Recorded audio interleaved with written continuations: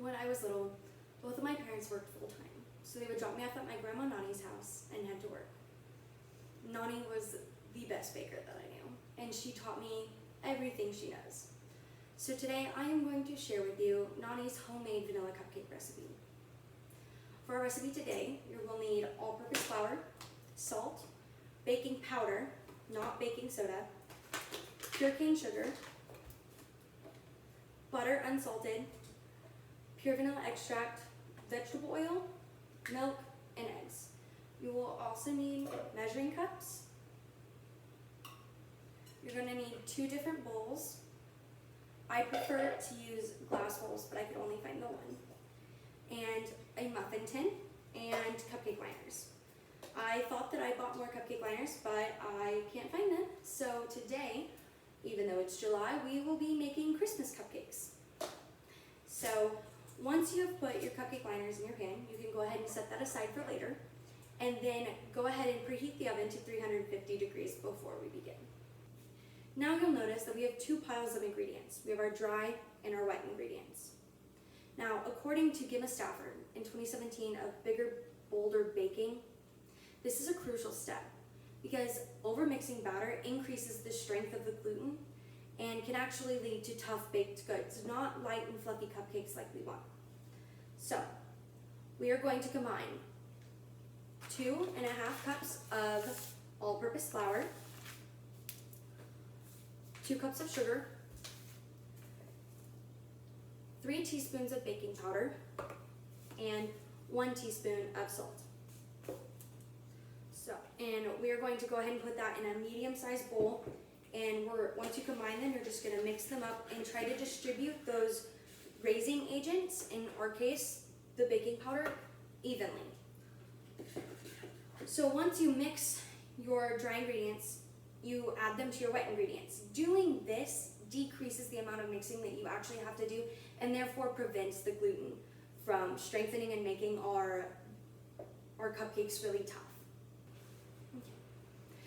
Now we are going to begin with our wet ingredients. So I have them pre-measured out here just for convenience sake, but you will need 1 cup of milk, half a cup of vegetable oil, and 1 tablespoon of pure vanilla extract. Okay, and then we are going to take our whisk, and we're just going to stir and combine that. And you have oil in here, so it's not going to combine all the way, but just as best as you can, mix that up really good. Once your liquid mixture is thoroughly combined, you're going to want to add 2 large eggs and then use your whisk again to combine them. So once I've combined my eggs, I'm going to go and grab my dry ingredients that I prepared before, and I am slowly going to add a little bit at a time. So, and then mix that little bit in. And you'll repeat until you've done all of the dry ingredients. Once you've combined your dry ingredients with your wet ingredients, the batter should have a consistency that is in between cake batter and cookie dough. So then you'll need 1 cup of water. With this cup of water, we're going to slowly continue to add it to the batter while mixing at a pretty vigorous speed until we've used all the water and we have that really nice, thin cupcake batter consistency. Once you've finished combining your batter and you have that nice thin cupcake batter consistency, you'll want to go ahead and grab your muffin pan with your cupcake liners in it. And now it's time to put the batter into the muffin tin. And a secret trick that I have learned over the years is an ice cream scoop is just about the amount of batter that you want in a cupcake tin. You don't want to overfill them, but you want to fill them up enough that those cupcakes have a nice, soft, round top to them. So if you can get a ice cream scoop that has the button where you press it and it scoops it out for you, that is a huge time saver. So highly recommend using one of those.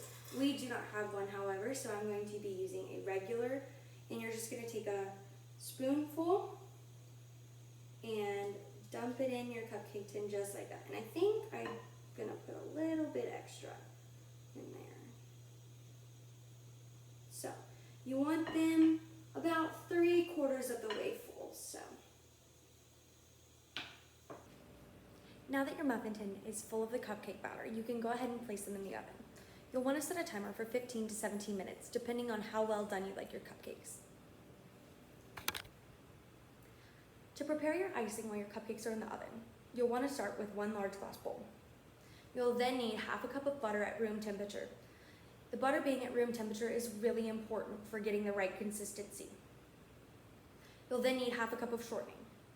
Combine the butter and the shortening in your glass bowl with a handheld mixture at low speeds. Once you've successfully combined them, you'll then add 2 cups of powdered sugar, making sure to sift them first. This again adds to the soft, creamy texture of buttercream icing. Once those 2 cups are fully mixed in, you'll then add 1.5 teaspoons of pure vanilla extract. This will make your frosting mixture much thinner, so then you will need to add 2 more cups of powdered sugar, again making sure that you run them through the sifter. Once you've successfully combined all of those ingredients, you'll then need to add 2 to 3 teaspoons of milk in order to get the right consistency. Buttercream is tricky. You don't want it so thin that it melts off your cupcakes and won't hold shape, but you also don't want it so thick that you can't use it with a piping bag and that it's not easy to work with. So now I'm going to go ahead and go check on our cupcakes and see how they're doing. To decorate your cupcakes like a pro with your buttercream icing, you're going to want to take a piping bag and cut the corner off of it. You'll then fill it up with the icing. Taking your dominant hand and squeezing it at the top so that you don't squeeze the bottom too firmly, you can actually have good control over how much icing is coming out of the bag at any given time. And the key to having really, really well iced cupcakes is just a consistent rate of motion so that you make sure that you have a nice even spread of cupcakes as you move your hand in a swirl, starting on the outside of the cupcake and going around and building up on top of it. We'll give you a nice perfect swirl.